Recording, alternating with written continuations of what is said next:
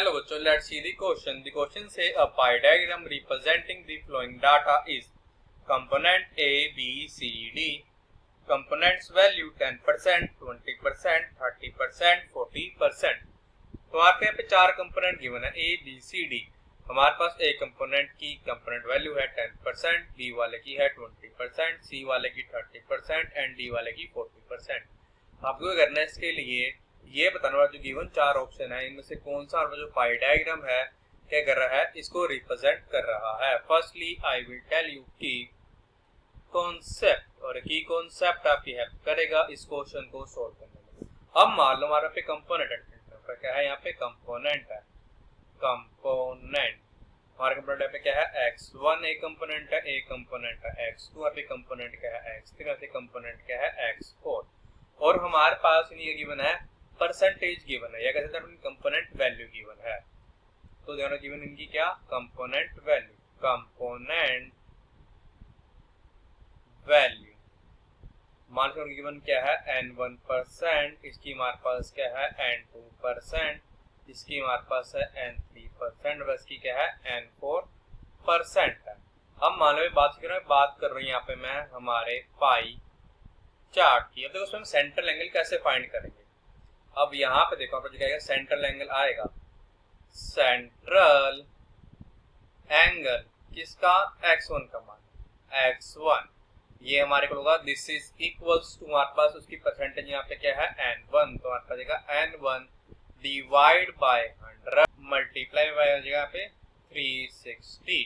अगर हम फाइंड करना पेगा सेंट्रल एंगल किसका x2 का, तो ये हमारे को होगा, ये हमारे को होगा n2 divide by 100 multiplied by 360. अब हम करेंगे इसकी कॉन्सेप्ट की हेल्प से अपने क्वेश्चन को करेंगे सोल्व. अब देखो पे कंपोनेंट गिवन क्या है हमारे पास यहाँ पे, जो कि हमारे कंपोनेंट है कंपोनेंट वो हमारे पास है A, B, C, D. अब हमारे पे कंपोनेंट की वैल्यू कितनी गिवन है, कंपोनेंट वैल्यू जो है हमारे पास यहाँ पे गिवन कितनी है 10%, 20%, 30% एंड 40%. तो देखो अगर हमें पे क्या निकाल ले, सेंट्रल एंगल निकाल ले. सेंट्रल एंगल किसका A का, तो वो हमारे पास क्या देगा, ये आ जाएगा 10 divides by 100, this is multiplied by 360. फिर बचेगा 10 1s are 10 and 10 10s are 100. फिर बचेगा 10 1s are 10 and 10 36 are 360.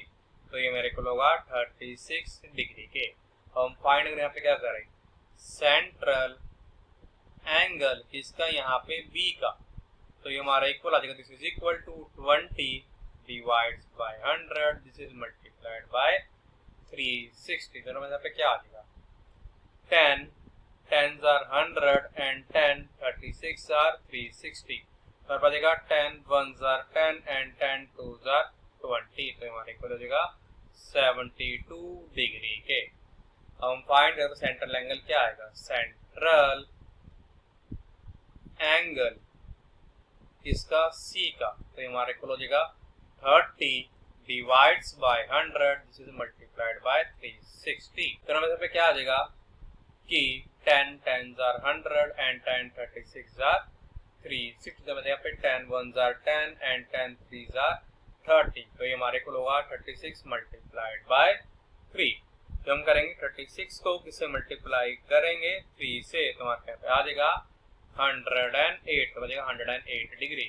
हम फाइंड करते हैं पर सेंट्रल एंगल जो है क्या आएगा D का, तो हमारे को आ जाएगा यहाँ पे 40 divide by 100, this is multiplied by 360. करते हो ये हो जाएगा कि 10 10s are 100 and 10 36 are 360, 10 1s are 10 and 10 4s are 40. तो हमारे को हो जाएगा, ये हमारे को हो जाएगा 4 मल्टीप्लाइड बाय 36, तो हमारे पास जाएगा 144 डिग्री. अब देखो हमारे पे क्या है, हमारे पास A की डिग्री कितनी आई है 36 और B के लिए है 72 डिग्री. हमारे पास C के लिए कितना आया 108 डिग्री, और D के लिए कितना आया है सेंट्रल एंगल 144 डिग्री. अब देखो हमारे पास इस वाले में A वाले में 30 डिग्री तो नहीं है, तो हमारा ऑप्शन A तो इनकरेक्ट है.